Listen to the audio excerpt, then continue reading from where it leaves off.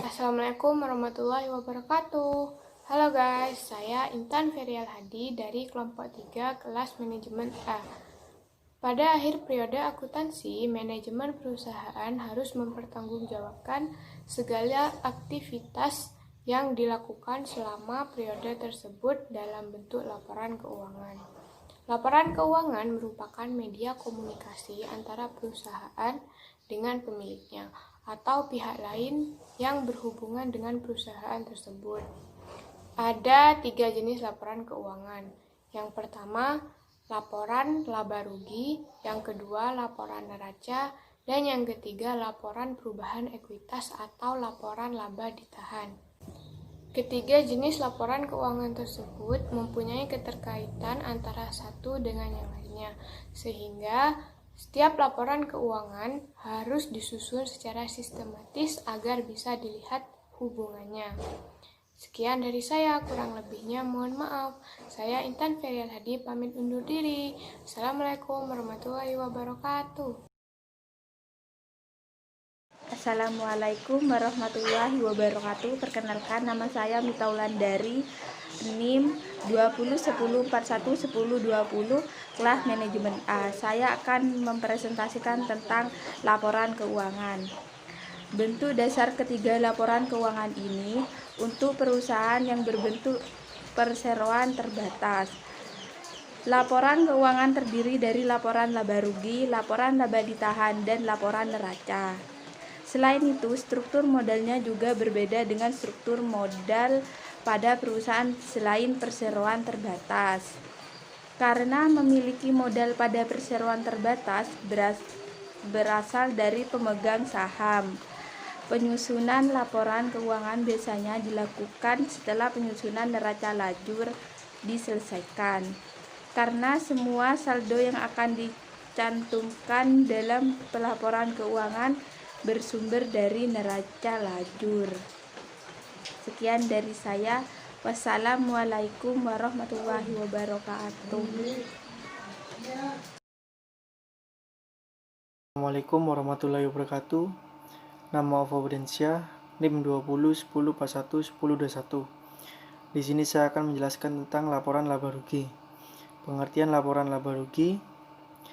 Laporan laba rugi adalah laporan yang menunjukkan kemampuan perusahaan atau entitas bisnis dalam menghasilkan keuntungan selama suatu periode tertentu.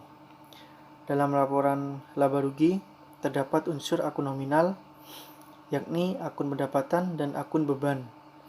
Dengan laporan laba rugi dapat diketahui sejauh mana perkembangan perusahaan, apakah mengalami kemajuan dalam artian mendapat keuntungan atau mengalami kebangkrutan dalam artian menderita kerugian.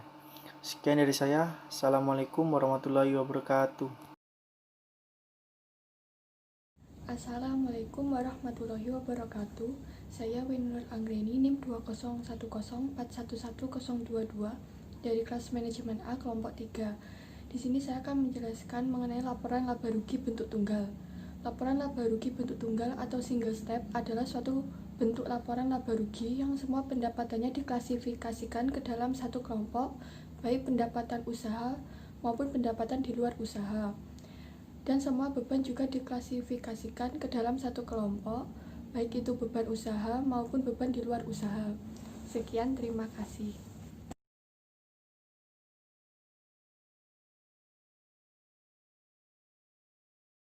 Assalamualaikum warahmatullahi wabarakatuh. Perkenalkan, nama saya Miku Rizky Pratama, NIM 201041111023. Di sini saya akan menjelaskan tentang laporan laba rugi bentuk ganda. Laporan laba rugi bentuk ganda adalah suatu bentuk laporan laba rugi yang jumlah pendapatan usaha, beban usaha, serta pendapatan dan beban di luar usahanya masing-masing diklasifikasikan ke dalam satu kelompok. Cukup sekian dari saya. Wassalamualaikum warahmatullahi wabarakatuh. Assalamualaikum warahmatullahi wabarakatuh.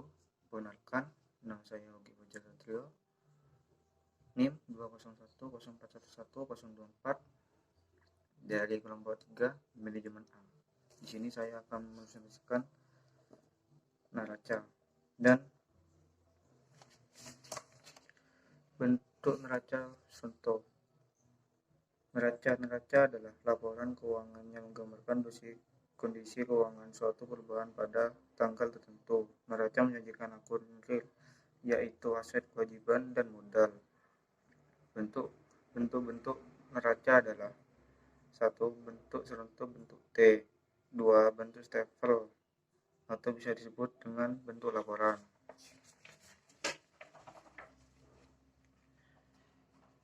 Bentuk neraca seruntuh atau bentuk T. Bentuk seruntuh adalah bentuk neraca yang terdiri dari dua sisi, yaitu sisi kiri dan sisi kanan, dengan posisi aset berada di sisi kiri, sedangkan posisi kewajiban dan ekuitas berada di sisi kanan. Sekian dari saya. Wassalamualaikum warahmatullahi wabarakatuh.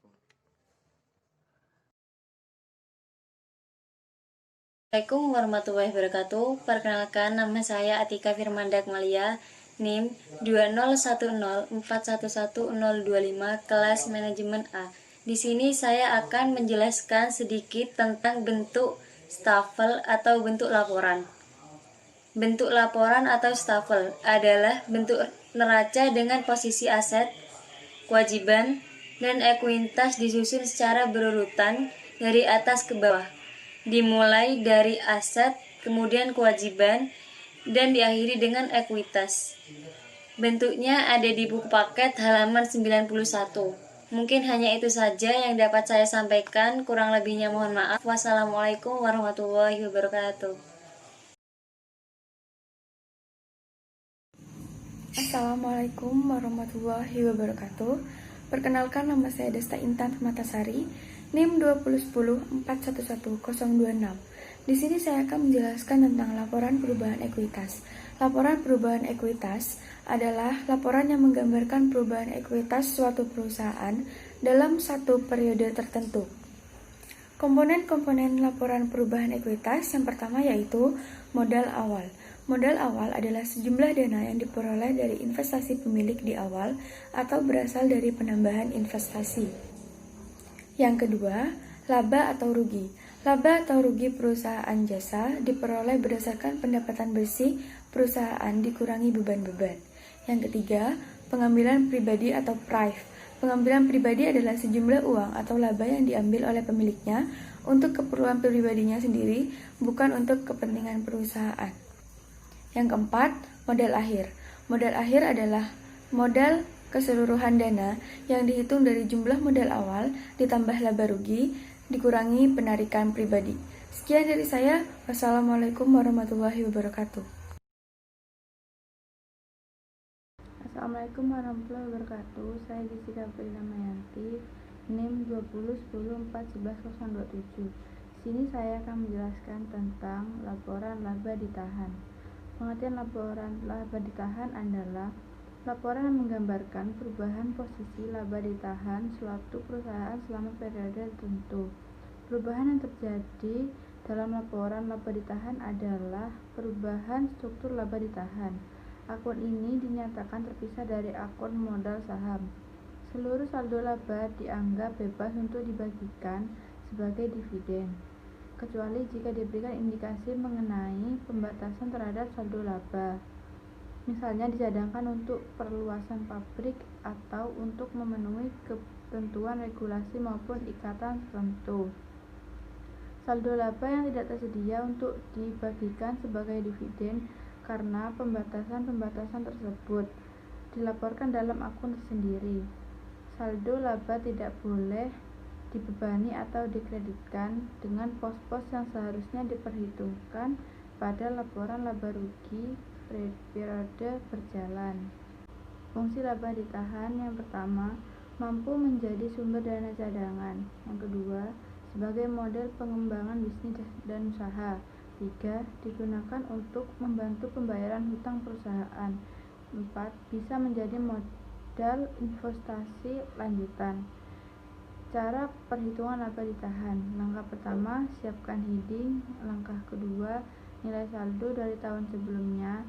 Langkah ketiga, tambahkan penghasilan bersih dari laporan penghasilan. Langkah keempat, dividen subtract dibayarkan kepada investor. Dan yang terakhir, langkah kelima, siapkan total akhir.